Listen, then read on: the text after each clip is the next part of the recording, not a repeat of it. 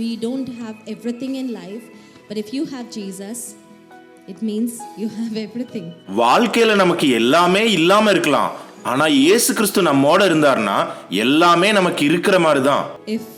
If whatever you have is only Christ, remember that you have everything in your life, because Christ is all we need. He is an all sufficient God. ஆண்டவராகிய இயேசு கிறிஸ்து மட்டும்தான் உங்க கூட இருக்கார்னா அவரே உங்களுக்கு போதும். அவர்தான் நமக்கு தேவையே. In the Bible we see two women, Leah and Rachel. We know that Leah was ugly, she was not beautiful. Rachel was beautiful. வேதத்தில் நாம் இரண்டு பெண்களை பார்க்கிறோம், லேயா மற்றும் ராகேல். நமக்கு தெரியும் லேயா பார்க்கறதுக்கு அழகா இல்ல, ஆனா ராகேல் ரொம்ப அழகா இருந்தாங்க. But you know what? God blessed Leah with children.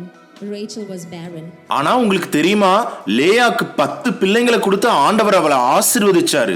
ஆனால் ராகேலோ பிள்ளைகள் இல்லாது இருந்தாள். So Leah had a lack in her life. She was always looking at Rachel and maybe she was feeling, I don't have the love of my husband. I'm not beautiful. I'm not gorgeous. But God had a way to, make her happy. God was satisfying her heart. God was, trying to bless her and compensate for whatever she didn't have in life. லேயாவுக்கு தன்னோட வாழ்க்கையில ஒரு குறை இருந்தது. அவ ஒவ்வொரு முறை ராகேலை பார்க்கும்போதும், நான் இந்த மாதிரி அழகா இல்லையே, நான் இந்த மாதிரி லட்சணமா இல்லையே, என்ன என்னோட கணவருக்கு பிடிக்கலையேன்னு ஏங்கி தவிப்பா. ஆனால் ஆண்டவர் லேயாவை சந்தோஷப்படுத்த ஒரு வழியை வைத்திருந்தார். அவளுக்கு 10 பிள்ளைகளை கொடுத்து அவளை ஆசீர்வதித்து அவளை திருப்தியாக்கினார். அவ்வளவு காலமா வாழ்க்கையில என்னென்ன ஆசீர்வாதம்லாம் இல்லைன்னு அவ வருத்தப்பட்டு கலங்கினாலும் அதற்கு தக்கதாக கர்த்தர் அவளை ஆசீர்வதித்து அவளை சந்தோஷப்படுத்தி திருப்தியாக்கினார். At the same time, when we look at Rachel, she was beautiful. She had her husband's love, but there was a time in her life where she was desperate for children and she asked Jacob, if you don't give me children, I would die. அதே நேரத்துல நாம ராகேலை பார்த்தோம்னா அவங்க ரொம்ப ரொம்ப அழகா இருந்தாங்க. அவங்களோட கணவருக்கு ராகேல்னா ரொம்ப ரொம்ப இஷ்டம். ஆனா வாழ்க்கையில ஒரு குறிப்பிட்ட கட்டத்துல குழந்தை இல்லாம அவங்க ஏங்கி தவிச்சப்ப அவங்களோட கணவராகிய யாக்கோபை பார்த்து அவங்க சொல்றாங்க, எனக்கு நீங்க குழந்தை கொடுக்கலனா நான் செத்துருவேன் அப்படின்னு சொல்றாங்க. At that point, Jacob says something. He said, do you think I'm in the place of God? I'm just your husband, but if you need children, it is God who should open your womb. அந்த நேரத்துல யாக்கோபு இப்படியாக சொல்லுகிறார், நான் என்ன கடவுளா? நான் வெறும் உன்னோட கணவர் தாமா. உனக்கு குழந்தைங்க வேணும்னா ஆண்டவர் தான் உன்னோட கர்ப்பத்தை திறக்கணும்னு யாக்கோபு சொல்றாரு. If you're going through lack in your life, if you're struggling to make the ends meet, please remember that look to the God who can provide for you, the God who is the creator of heaven and earth. Don't you think he's able to take care of you? He can take care of you. He's an all sufficient God. He's your provider. உங்க வாழ்க்கையில குறைகள் இருந்ததுன்னா, உங்க வாழ்க்கையில நீங்க போராடிட்டு இருக்கீங்கன்னா, உங்களுக்கு உதவக்கூடிய, உங்களை பராமரிக்கக்கூடிய ஆண்டவரை நோக்கி பாருங்க. வானத்தையும் பூமியையும் உண்டாக்கின தேவன் உங்களோட தேவைகளை சந்திக்க முடியாதுன்னு நினைக்கிறீங்களா? நிச்சயமா சந்திப்பார். அவர் உங்களுக்கு போதுமான தேவன். அவரே உங்களை பராமரிப்பவர். I was working in United States as a software engineer before I got married to my husband. So I had very good salary. Every month my bank account was full. I was living in self-sufficient life.